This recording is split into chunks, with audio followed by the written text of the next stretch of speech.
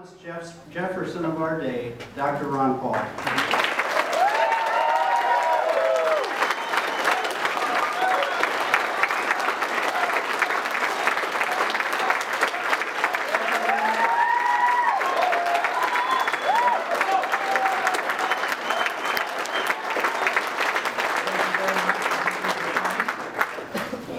Jason and Ken, thank you very much for appearing here tonight. I want to introduce two of my granddaughters tonight, Linda and Lisa are over here.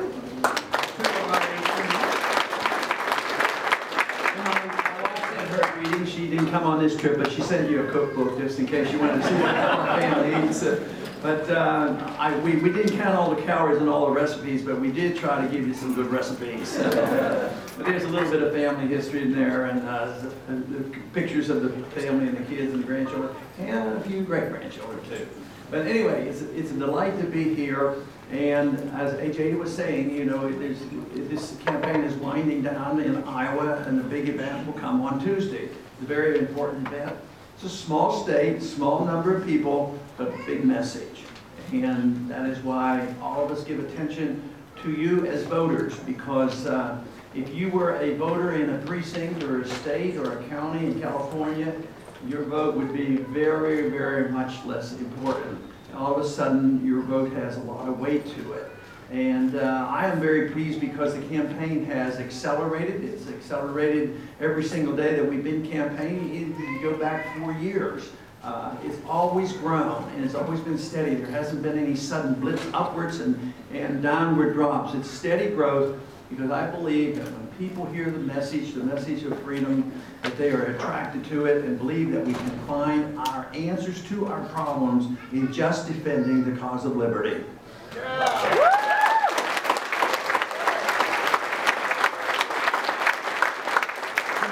A lot of times we're asked questions by the media, and we're asked to give real snap, quick answers, one-liners, one word.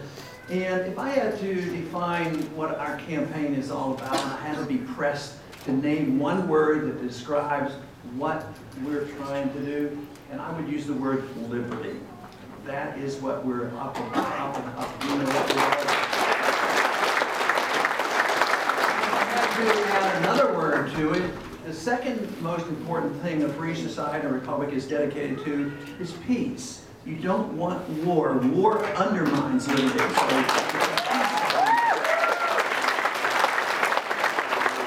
War undermines liberty, and it really undermines the economy. It can help you go bankrupt. It destroys it. War and the expansion of an empire for the Soviet Union, it brought that empire down. So liberty is one element, the most important. Peace is another one as well. Then if you want prosperity, this is what you do. You have liberty, peace, and prosperity. But how are we supposed to achieve this? And why did we have such success, especially in our early history, with so much prosperity? It's because we were held together with respect for the Constitution, respect for the rule of law. And today, I think that is lax. We are lax in Washington. The people have become lazy in making their representatives in Washington to hold steady to their oath of office, to obey the Constitution. I am convinced in the last 30 or 40 years, we have slipped dramatically because we have been careless in the people we have sent to Washington. And I believe that because of the problems that we have, we can correct our problems by only sending individuals to Washington who know and understand the Constitution and will obey their oath of office.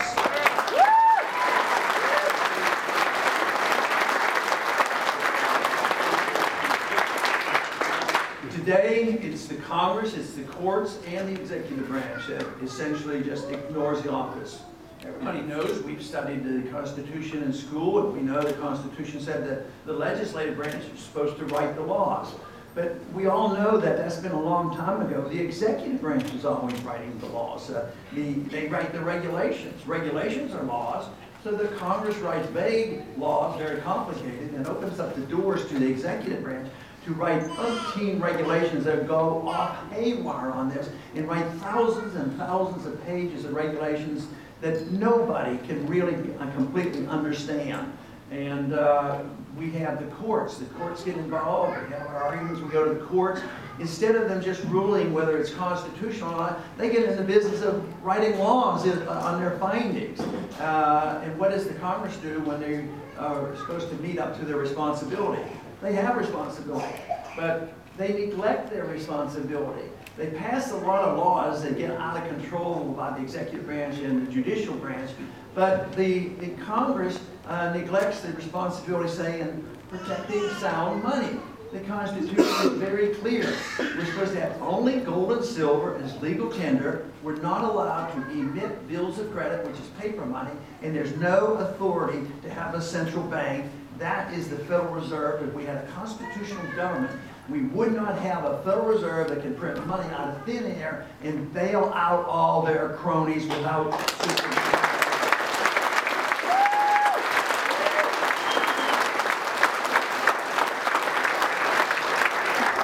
Article 1, Section 8 is explicit. They tell us how our country should go to war. We need to go to war carefully and cautiously with permission from the people through a vote by their congressmen and their senators. That is the way we're supposed to go to war.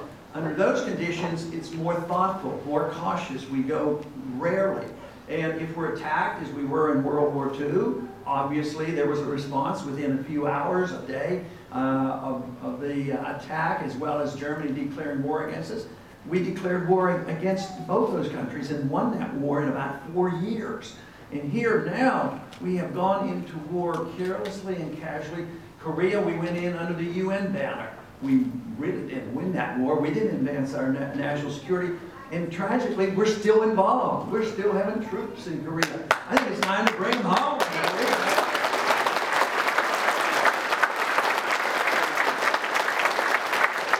Also, we slipped into the war in Vietnam. I remember the Vietnam War. I was in the service in the 60s. I did not have to go to Vietnam. But I was drafted during the Cuban crisis, and I actually stayed in the Air National Guard as well as being a flight surgeon. So I was in from 63 to 68. But during that period of time, even in the 50s and the 60s, the French were in there for years. We were in there indirectly. Then we took over for the French, and we were there for nearly 10 years. Thousands of people died on our side.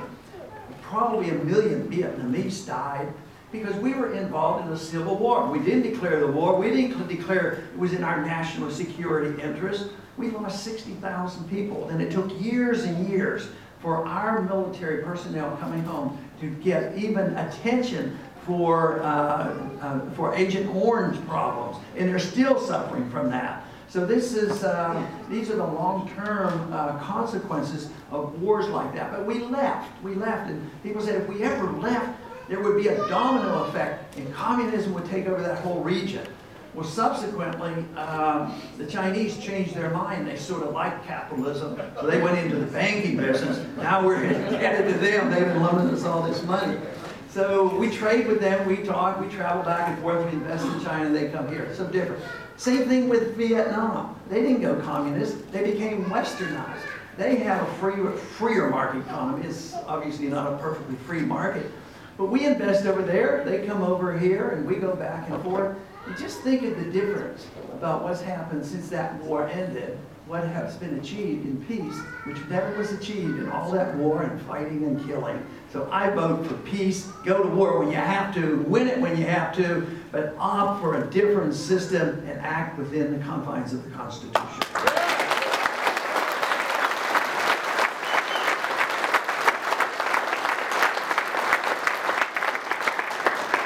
Wars do have economic consequences. They cost a lot of money, but the atmosphere of war, when there's a war mentality going on, there's an easier time for governments to undermine liberties. World War I, the liberties of American citizens were undermined. Fortunately, some of those were reversed. World War II, we put the Japanese Americans in concentration camp. Today, they have this war fever built up where we're fighting terrorism, which happens to be a tactic, and the battlefield is every place, every country, including everybody in this country too. And what happens under those conditions?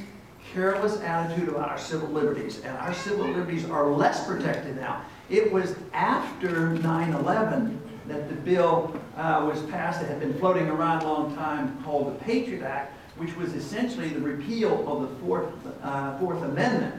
And if that bill had been called repeal of the Fourth Amendment, it wouldn't have passed. It was called the Patriot Act, so it passed.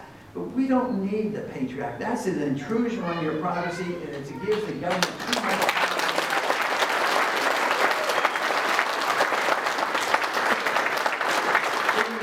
The Constitution is rather clear. The government should be open. We should know what the government is doing. It should not be doing things in secret. But they fight secret wars. Congress has difficulty finding out. The Federal Reserve is kept in secret. They literally deal in trillions of dollars. Their budget is bigger than the whole Congress's budget. And the Congress doesn't assume the responsibility of oversight. The one reason they don't want oversight is if we found out what they've been doing, they know their days would be limited because people would just be furious about how they manage and take care of their friends. And they certainly did that in the bailing out in 2008 after the markets crashed. But our personal liberties under these conditions are systematically being attacked. Not only is it the Patriot Act that allows searches and seizures of our private papers and our telephone records and our houses without search warrants. And if a federal official comes in and searches our house and they come across an individual and the individual knows the government's been in the house, that individual cannot tell anybody. If they tell anybody, if they tell their friends or neighbors, their wives or their lawyer, they will have committed a crime. So government wants protection of their secrecy, and they have undermined our privacy. It should be the other way around. You should have the protection of privacy. The government should be open so that we know what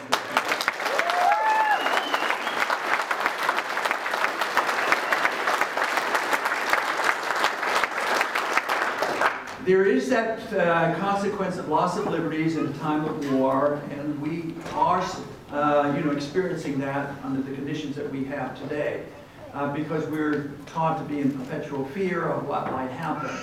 But the war, though, has gone on for these many years in the Middle East. It has not done that. It has made us poorer, and it has undermined our liberties. So we have to look at our foreign policy as an economic issue, as a moral issue, a constitutional issue, a national defense issue. And if we look at that carefully, I am convinced we would go down on the side of saying we have too many wars going on. We have our troops spread around the world too thinly. And if we are worried about borders between Afghanistan and Pakistan, and we're spending money and lives to worry about that border, what about a war? Why don't we worry a little bit more about our borders to the south of us and take care of ourselves here at home?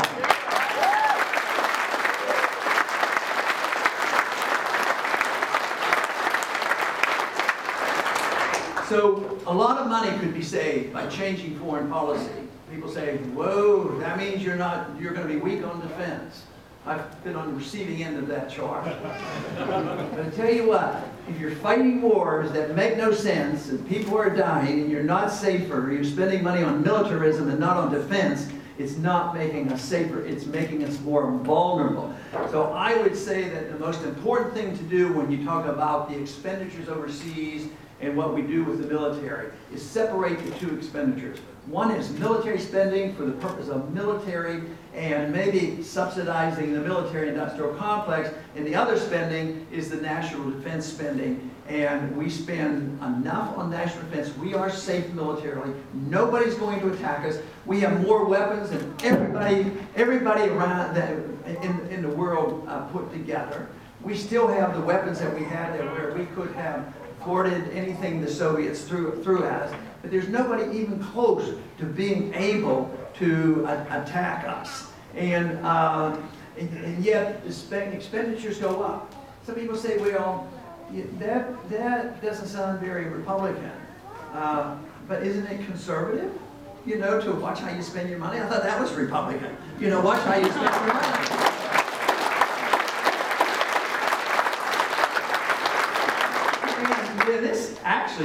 This policy has been something that many presidential candidates have advocated, but we don't end up with the policy. Matter of fact, in the year 2000, it was a significant year because I was watching carefully because there was a chance we could win the House and the Senate and the presidency, which we did. But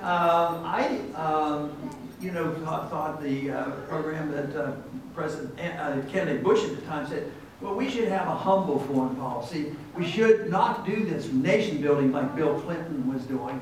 We should not get involved in the internal affairs of other nations. We shouldn't be the policeman of the world. That sounds like a pretty good foreign policy to me. And yet now people are saying, no, if you don't support the war, if you cut back on one penny, you don't support the troops. I hear that all the time. You got to vote for this to support the troops. But there's one little statistic that ought to refute that once and forever. And that is the fact is, what does a military personnel think about that? And it turns out that if you look at the statistic, they're very, very clear. The top three categories of where our campaign gets the money is first, it's the Air Force, then the Army, and then the Navy. And when you add it up, we get twice as much money as all the other candidates put together from active military personnel.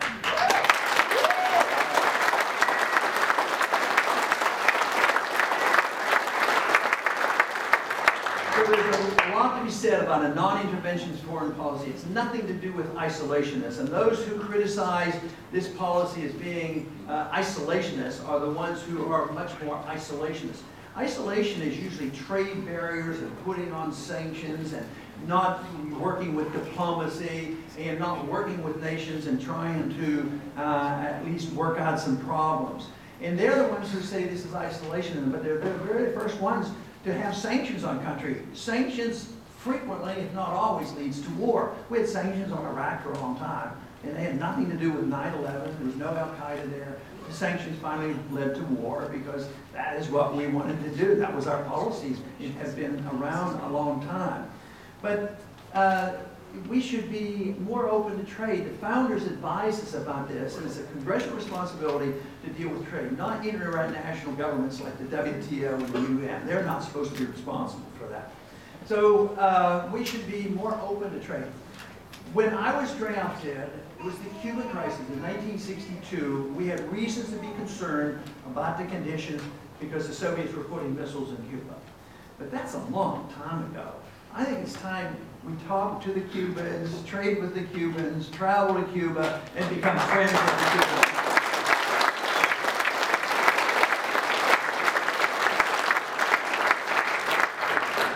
There are people now that are critical of any of us who say that we should at least talk to people before we initiate a war against a country. You know, now we're in the preemptive, preventive war stage where we literally start the battles and go in. But we need to think about what has happened on these crises in the past. In 1962, it was in the process of me being sworn into the Air Force because the missile crisis resolved rather quickly. And fortunately, as I look back now, I was very happy now to know that Jack Kennedy called up Khrushchev to try to avoid a nuclear exchange. I mean, it was probably the most dangerous moment in the history, maybe of the history of the world, certainly of the 20th century. But he calls up Khrushchev. He says, well, what are we going to do about this? And Khrushchev, pointed out, you have missiles on our border. Why can't we have missiles on your border? And his response was, well, maybe we can make a deal.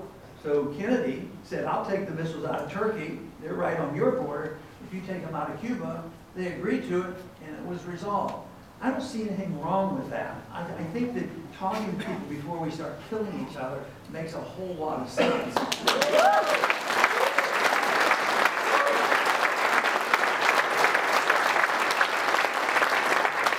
Another big issue is in the Middle East. I mean, we've gone into Iraq on false assumptions. That means that if we were looking at the truth of it all and going the proper way and getting a declaration of war, we'd have never gone in. We went into Afghanistan. I voted for the initial authority to go after those individuals responsible for 9/11. Well, we went into Afghanistan. We had bin Laden trapped at Tora Bora. Then all of a sudden, everything was diverted for 10 years. You know, they couldn't find them for 10 years. But they fought this whole war in Iraq. and under false pretense it had something to do with 9/11. So we have been doing that for a long time, and we really can't continue to do this because it will bankrupt us. It will undermine our liberties at home. It's going to bankrupt our country, and if we just do things properly. But right now, it hasn't stopped. We sometimes think that all we need to do is buy our friends around the world. So we go to dictators. Whether a dictator or not is irrelevant. We find a friendly dictator. We started in 1953. We had the Shah of Iran. So we propped him up. Didn't make the Iranian people very happy. It radicalized them against us, and that's when they overthrew the Shah in 1979. So there are ramifications from this, but we haven't stopped. And this is not the American people's fault, other than the fact that we have allowed our policymakers to do this. The American people aren't guilty of the crime as much as policymakers are doing the wrong thing. That's why I want to change these policies. So we gave for probably 35 years or so, we gave Mubarak in Egypt over $40 billion. And he was to be obedient, do what we tell him, and not invade Israel. So people thought, well, that's a pretty good trade-off. But it's a false trade-off, because we're not going to be able to buy people off for a long time. We're going to run out of money, one thing. But also, the people in those countries run out of patience. Just as the Iranian people ran out of patience with our dictator, the Egyptian people did, and rightfully so. I probably would have been on the side of getting rid of that dictator. But we were propping him up. It was our money. So what's happening in Egypt, and Tunisia, Algeria, and all these countries right now, Libya, what has happened there is the governments that are taking over are more radical. The Islamists are more likely to be in charge, as well as the Al-Qaeda. So long term, there's been a disadvantage to this. I think this is very dangerous to Israel, because when we run out of money, and when these governments change again, this makes Israel more vulnerable, and I think too often it backfires on all of us. So it's well intended, and people think you can buy protection and buy friendships that way. But I think there should be something different offered to other countries as we talk and try to be friends with countries. On the one hand, we get the dictators, we give them money. On the other hand, if they don't do it, we attack them with drone missiles and bombs. So I would say, why don't we try an old-fashioned way and just do what the founder said? Offer friendship and trade with any nation that would want it. That's me.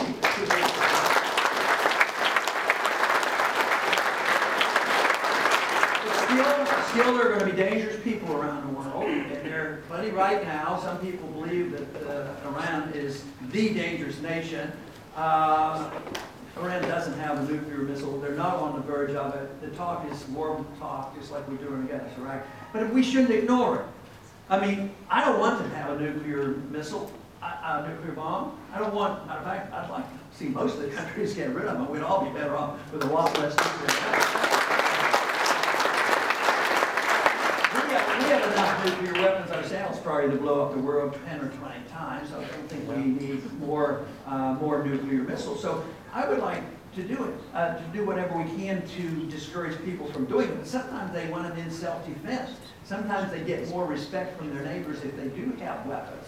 Because we treated Libya different. They were working on one. We finally talked Libya out of it. And then look what happened to him when we talked to him out of the weapon.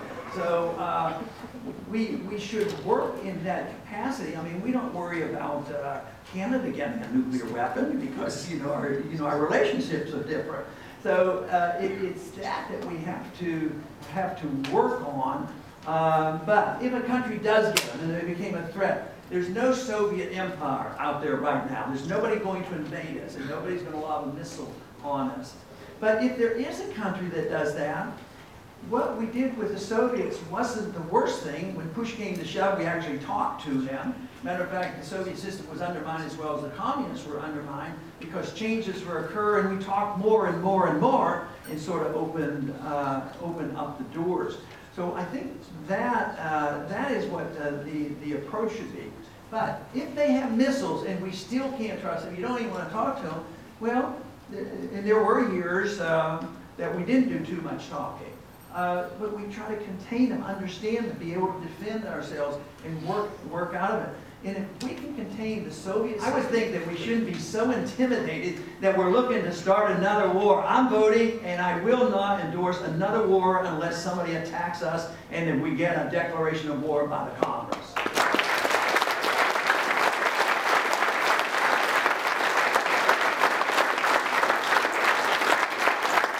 We are in the midst of an economic crisis. As I indicated, it's related to expenditures overseas, but it's related to too much spending here at home.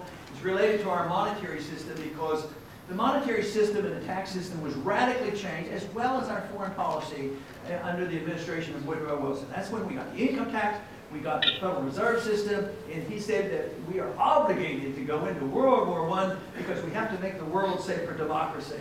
And now, that led to a lot of troubles throughout the 20th century, and we're still suffering the consequences of that. But with the tax system, the income tax, that was once again a principle devised to show who's in charge, because it indicates then that the government owns the fruits of our labor. They own all our income, and they tell us how much we're allowed to spend. Some people get to keep more than others if they have an inside track on how to work the system. But in a free society, you have a natural God-given right to your life and to your liberty, and you should have, in a free society, the right to keep the fruits of your labor.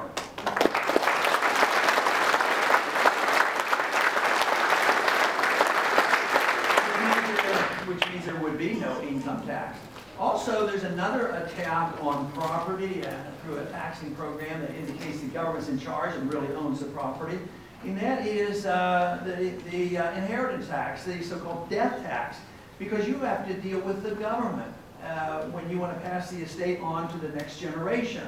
And it doesn't take a whole lot these days to get up into that bracket. You build a business, you have a farm, you have some income, and then you have to deal with the government. You've already paid taxes on the money you invested in your business, and besides, when the government comes and say, well, no, we have to take a part of it to pay the taxes, we'll have to sell this, that's breaking up capital. You want to organize and build on capital. You want to build on a business, and you want to build on a farm or whatever. So the income tax should be treated like, I think, the inheritance tax should be treated like the income tax. We shouldn't have inheritance tax in a free country. We should do away with the inheritance tax. So,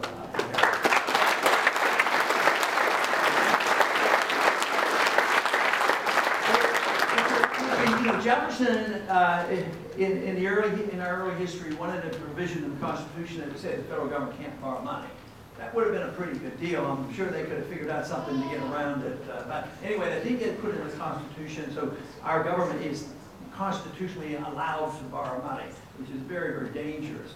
But there still are restraints. If our government, as it was growing, had to tax people, there would be a limit. They might not have an income tax, and then they say, well, there's a war coming, we have to borrow money. They borrow the money.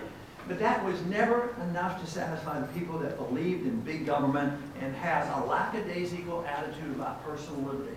What they said, to give license to the government to grow and get around this nuisance of pestering the people to always paying more taxes or borrowing more money and paying on interest, what we'll do is set up a central bank.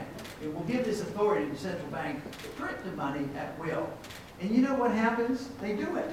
You know, they end up doing it. They have all these programs, and then they print the money, and they don't hesitate. And there's been a coalition in Washington for a long time. It's called a coalition between liberals and conservatives. Liberals want to spend the money for one reason, conservatives on another reason. They might want more weapons system in the military-industrial complex and prove that. So they compromised and came together, and then they actually taught us in school. And other than Austrian free market economics, all the other economic theories that are around, have been around for 100 years, said that deficits don't matter. Deficits are good. Spending is good. Saving is bad.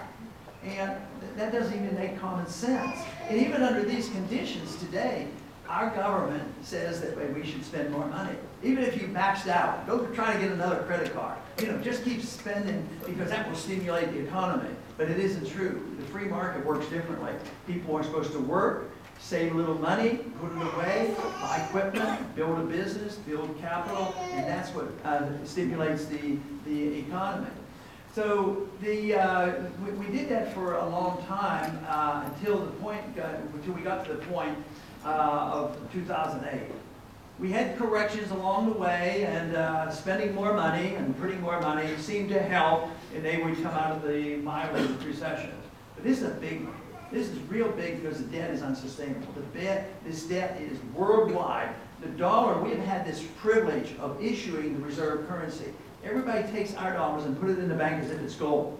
So we actually get to export our inflation, and it causes problems for other countries, but it gives us a benefit. All we have to do is print money and we get to buy cheap goods. Sounds like a pretty good deal until all the jobs go overseas, until the debt gets so big you can't do it anymore. And that's where we are today. Our jobs are overseas, production is down, we're not cutting back on spending, the deficit is unsustainable because just paying the interest on the debt is going to be impossible. And now it's worldwide. The countries, the states in many parts of our country are in debt, cities are in debt, but the world governments are in debt in Europe, Greece and Italy and Spain. But guess what? We're in hock for that because the banks bought that debt. They thought they could make a quick buck, and it collapsed, and say the Greek debt probably isn't worth anything, maybe 25 cents on a dollar or less, but the banks are holding this. And they're telling us, well, if you don't bail out the banks, this is going to be a worldwide calamity, and they're going to suffer.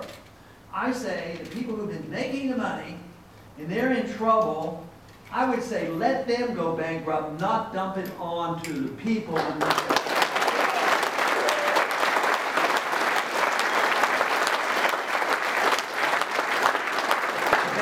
Plan. The plan is in motion. They did it in 2008. Literally trillions of dollars. It's estimated $7 trillion went to Europe to bail out the banks because our banks are intertwined. We have branch banks over there, and it would be a serious problem. But the big question is not so much is there debt that needs to be liquidated, but it's who's going to get stuck with it.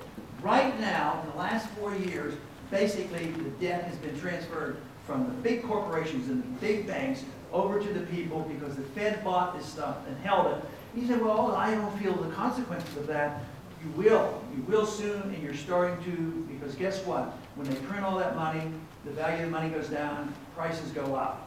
Just ask somebody that's on a fixed income, ask somebody who's on Social Security, whether or not it's getting tougher or not. Their standard of living is going down. Ask somebody who wants an education. Ask somebody who has kids in college about when did they save that money? Did they put away $5,000 10 years ago and now it works and it's only $5,000? No, the $5,000 they put away is now worth $3,000, and the education is costing $20,000. So that is destruction of money, and it's penalizing average people. The destruction of currency destroys the middle class. Our middle class is shrinking, and the wealth is being transferred to the few. One thing I caution, though, that you don't put everybody together who happens to have wealth. If somebody earns wealth honestly, without the benefits of government contracts and privileges and bailouts, that is different. If they provide a product for us and we make them rich because we like their product and we like the price, we shouldn't resent that. We should reward them because they're providing a service.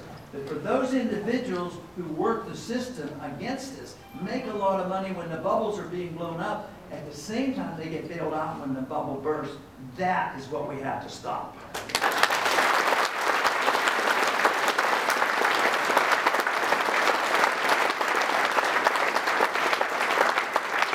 The most important thing that we can do as a nation, as a government, is to take it upon ourselves to change our attitude about what the role of government ought to be. The role of government should be for the protection of liberty. That is what I think it should be. But we have to have a confidence of understanding how it works, and how the marketplace works, why it's necessary to have sound money, why we should have property rights, and why we should have contracts, and a lot of self-reliance, people assuming responsibility for themselves. This is what we don't have anymore. But in order to get there, we have to do something about this overhanging debt and the attitude that we have. So in order to get back, I think the most important thing is to realize we have to cut spending. People say, oh, we don't want to cut spending, somebody's going to get hurt. If we don't cut spending, everybody's going to get hurt.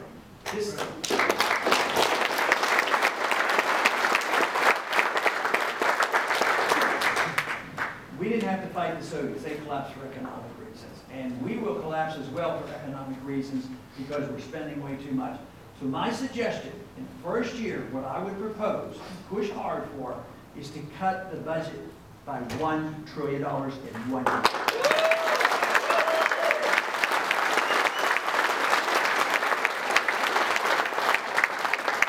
Now, it sounds like a lot of money. It is, but if we don't do it, we're going to be in big trouble. But we have to change our attitude about what we want from our government. If we want liberty, then we can give up on some of these programs.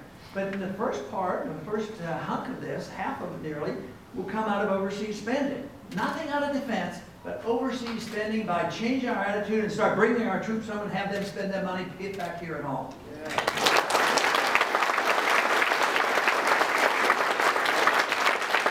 Then we have to get rid of some departments. I have 5 departments that I would cut. I would start with one of the least popular departments that I think has done more harm than good, and that's the Department of Education.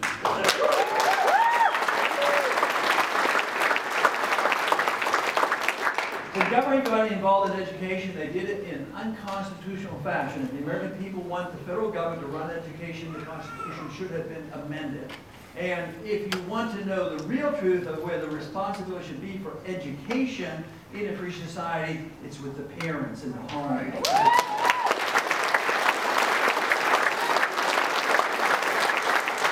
When the government gets involved, printing money devalues the currency, the prices in general go up, but they'll go up much faster in certain areas, like in education, like in medical care, and then you have in housing, the prices went up a whole lot faster too.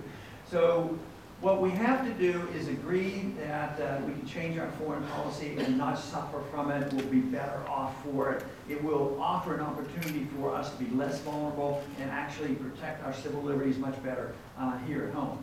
But cutting at home, I would cut to more departments, the Department of Education, but also we have to go back several years to a level of budgeting that we could afford. And the level you'd have to go back to, you'd cut $1 trillion, we'd be back to 2006. And the government wasn't considered too small at that time. It was pretty big, and we got to be able to live with it.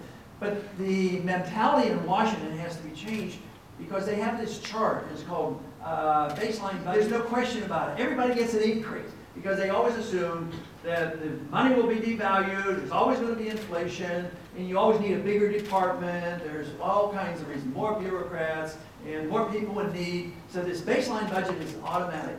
So when they talk, you know, in the summer there was this big fight over raising the debt limit, and they couldn't agree anything, so they created the super committee, and they made a super mess out of the whole thing.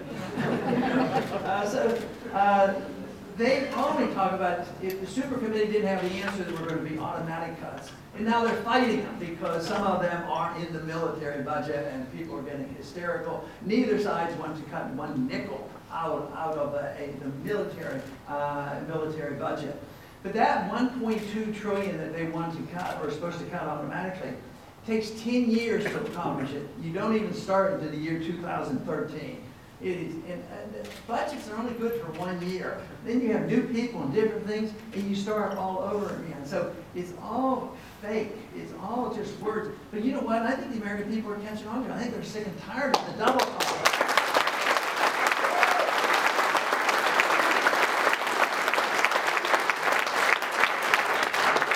So we would have to cut. We would have to change the monetary system. We would have to get exposure to the Federal Reserve. If we could just get the audit, believe me, their days would be numbered because the people would be so furious when they find out exactly how much money they've been spending and who they bail out and what their plans are.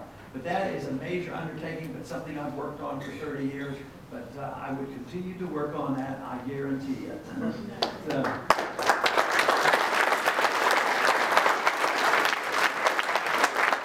We would have to decide how much the government should do here at home.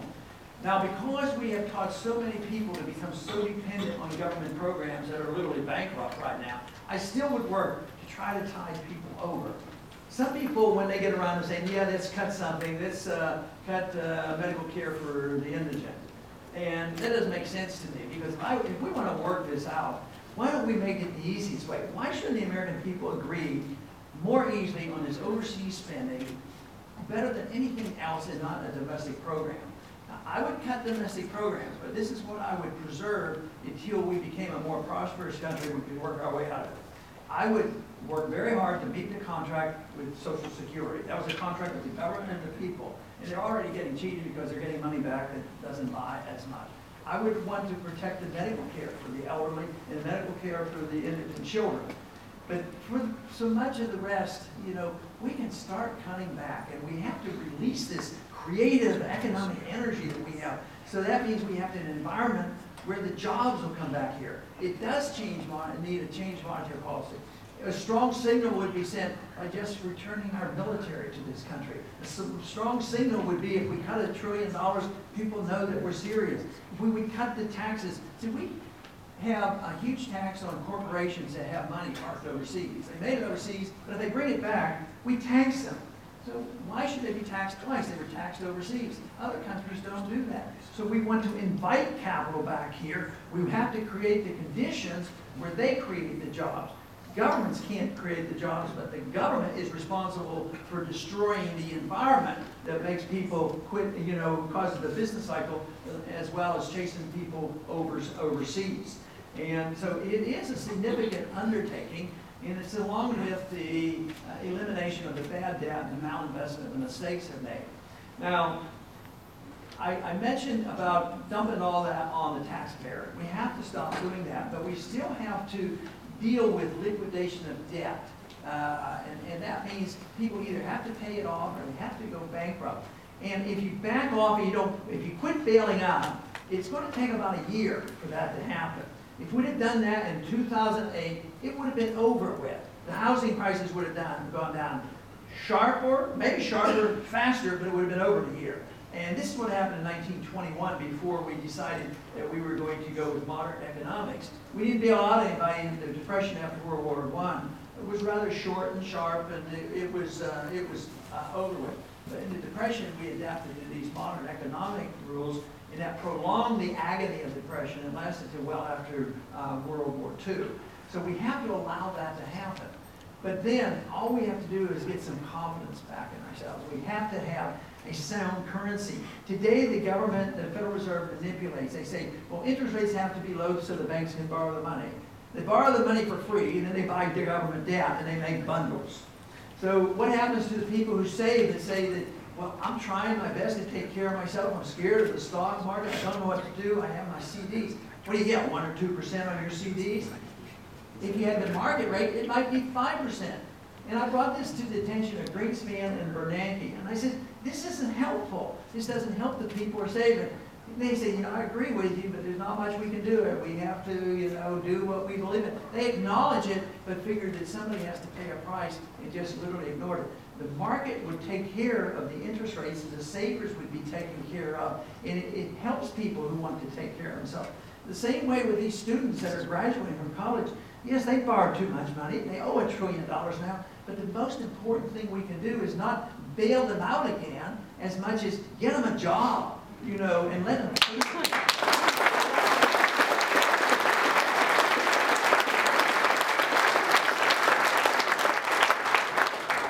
Our country has been in the past the richest country. We've had the largest middle class, and we've had the maximum amount of freedom.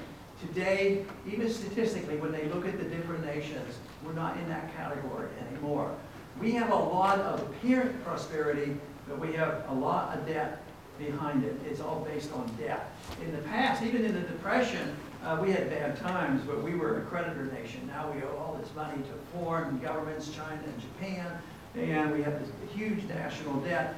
So it's based on debt, and therefore we have to, you know, restore this confidence where we can get back to producing wealth once again. But freedom hasn't been around all that long. Our country has had a great experience with it. The last 100 years, we've been careless and we've allowed too much of it to slip away. Our personal liberties, our intrusion of our privacy, our right to our privacy, and the way our foreign policy has changed. So we have been careless with this, but we still have a tradition that we could go to. We have our Constitution. We knew once what sound money was all about. We know what property rights should be. The Soviet system didn't even understand that, and they had a rough time. I don't think we'd have that rough a time. All we have to do is know and understand and have this confidence once again. But freedom over the centuries or the millennium has been very sparse as far as, so not very much of it. But when it's tried, you get the maximum amount of prosperity. I am convinced in my own heart that if I had a choice between being a free person in a free country and I could run my life as I see fit, even if I had less less standard of living, if my standard of living went down, I would opt to be a free person. The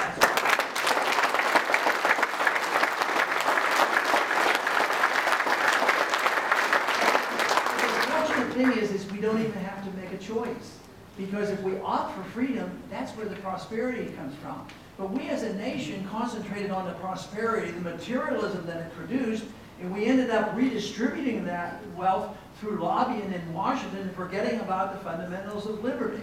And that's how we got into this mess. So we need to understand that and cherish our liberties.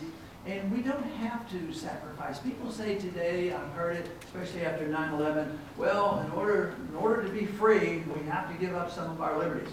I don't buy that. I hope you never buy it. You don't have to give up your liberties to be free. That's right.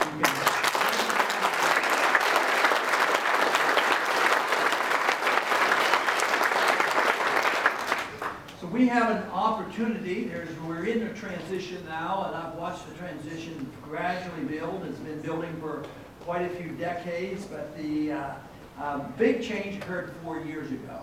4 years ago, the financial bubble burst. Now the American people, statistically, they're with us. We would like to see the troops go home and end these wars. You're with the majority of the American people. I think that's very encouraging. The young people that I meet, they're with the ideas of freedom. They know what to do. They know that they cannot depend on the government to take care of them and take care of them.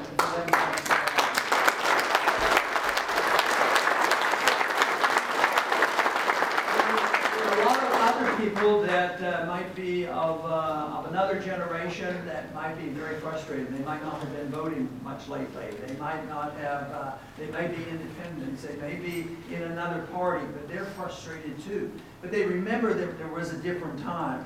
And those are the people who thought and remembered about freedom and sort of hung on to it, sort of a remnant belief in liberty. And they're anxiously awaiting the time when they can participate in that. And if you want to think of one example that I use about a remnant being held together, think of the terrible, terrible Soviet system. Solzhenitsyn was born, I think, in the year of the Communist Revolution. And he was raised under those conditions.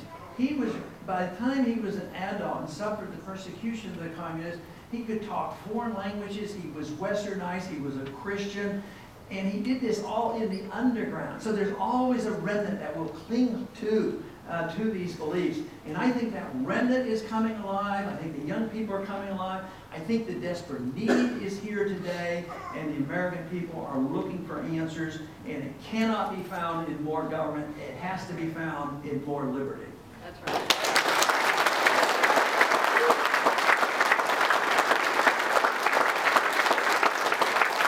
People get frustrated. They say, I agree with you, but you're one person. There's not enough people. How are you going to get the majority to come along with you?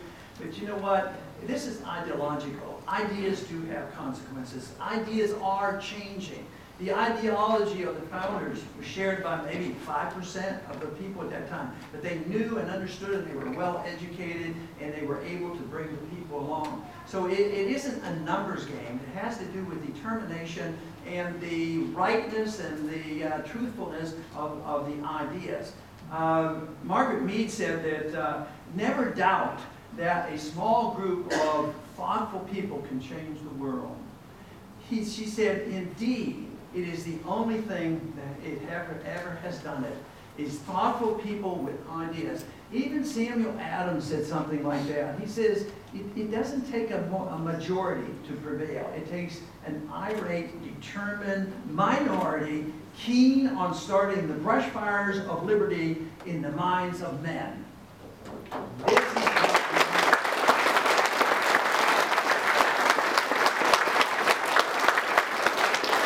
So So in many ways, it's a political revolution to change these ideas, but it's an intellectual revolution. It's a change in ideas about economic policy, understanding our traditions about our foreign policy, understanding monetary policy over the last couple of decades, and even in the last 4 years. So I am encouraged by that. I do not know what the future will bring, but I do know that a message can be sent, and hopefully a message can be achieved in this election, this campaign. Maybe on Tuesday, who knows? I don't know what the results will be, but I am optimistic that we're moving in the right direction and that many people are awakening now to the need for more liberty and less government. Amen. Thank you.